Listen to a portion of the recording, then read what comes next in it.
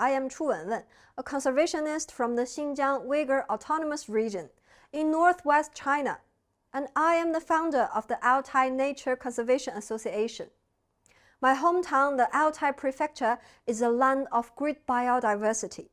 It's home to a rich variety of flora and fauna. I grew up surrounded by wild animals. I enjoyed observing them leaping, running, and resting in their natural habitat.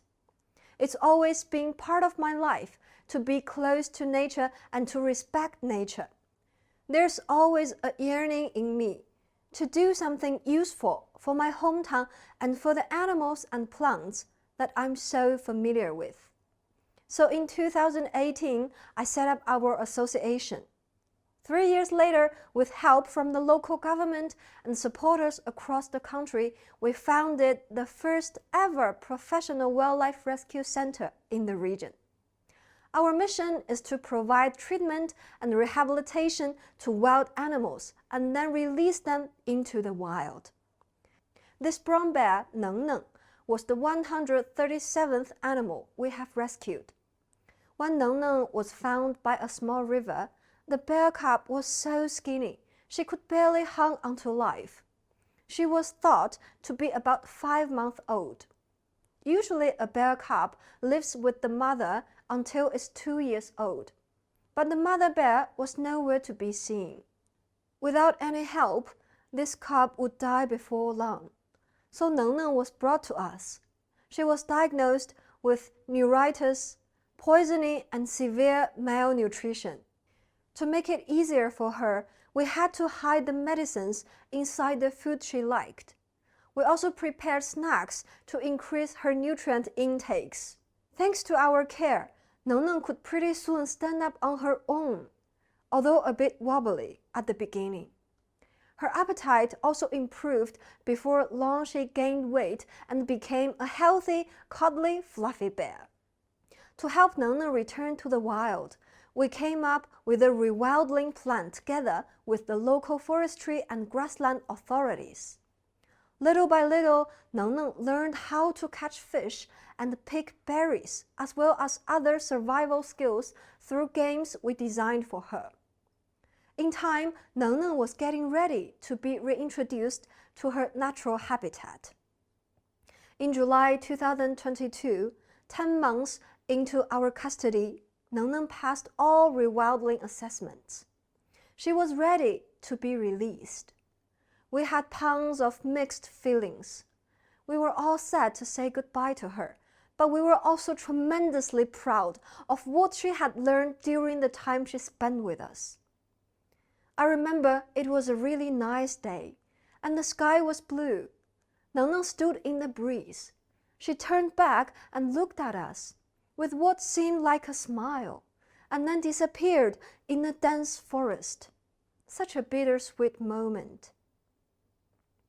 After all, loving the wild animals but from a distance, isn't that the best approach towards conservation? Neng Neng was the first brown bear rescued and released in China in strict accordance with international standards and China's wildlife protection law. Unfortunately, conservation work is not all roses. There was a time when a demoiselle crane was brought to us for emergency help.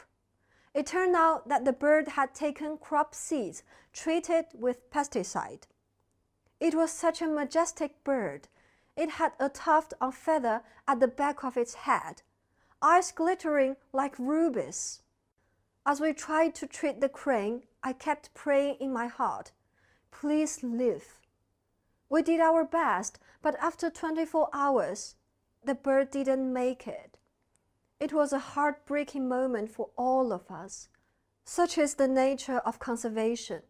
Sometimes we are filled with the joys of saving lives, but there are other moments when we feel utterly helpless as we lose animals right in front of our eyes. Through our work, we realized the best way to save wild animals is to keep an exact record and document the numbers of each species in the region. We also share our information with other wildlife organizations, hoping that with joint efforts we can achieve more. But conservation is never only about saving individual animals. It's about finding a sustainable way so that animals and humans can live together. Take the region of the Altai Mountains and the Ulungu River.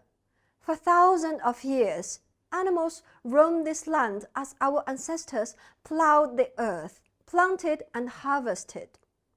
Our job is to ensure that harmony continues even in this day and age. And this task cannot wait. That led us to the other task we set for ourselves, recovering the natural habitats for the benefit of the wildlife. Have you ever heard of the Sino-Mongolia beaver? It's a subspecies of the Eurasian beaver family and is known as the architect of the animal kingdom. Just to give you an idea, these beavers are even rarer than the giant panda. Apart from being cute, these Sino-Mongolia beavers are also a key indicator for the health of the river. If they thrive, it means the river is doing very well ecologically. That's why we set out to recover the beavers' population to a level sustainable with the ecosystem, so they can play their roles as architects and create more habitats. So we built a gigantic beaver cafeteria along the river. We planted 750,000 saplings to provide the animals with hearty food. And we have harvested the fruits as the beaver population has leapt. Our work has attracted many people and they have joined us. For example, we have a team of 500 volunteer rangers, all local herders. With them on board, our work has grown from that of one organization to including the local community, a huge boost to our conservation workforce. There are also young people of my age who have learned of our stories and decided to help out. They have sponsored their own trips to come all the way to plant trees for the beavers. Many come here whenever they have a holiday, some even bringing their family members along. With these joint efforts, beavers are leading a better life now. And as a result, it has created a better ecological environment for other wild animals. The ecosystem of the Ulungu River has improved, and the people along the river has also benefited. It is a virtuous circle with a surprising twist, one that has given rise to a new social media star. As more people sent inquiries about the beavers, we decided to set up social media accounts for the beavers and live stream their activities. These videos have gone viral across different platforms. So don't forget to join millions of other fans and check on how the lovely animals are doing 24/7. I often observe the beavers, the ibexes, and other animals, and think about Neng Neng and others that I have had the good fortune to look after. I love watching them in their natural habitat and live as they wish. Moments like that make me feel that my work is meaningful and worthwhile. I think wildlife conservation work shows the very best of human civilization. It's all about the choice we make when we're facing groups seemingly weaker than us, whether we choose to hurt them or respect them and help them live a better life.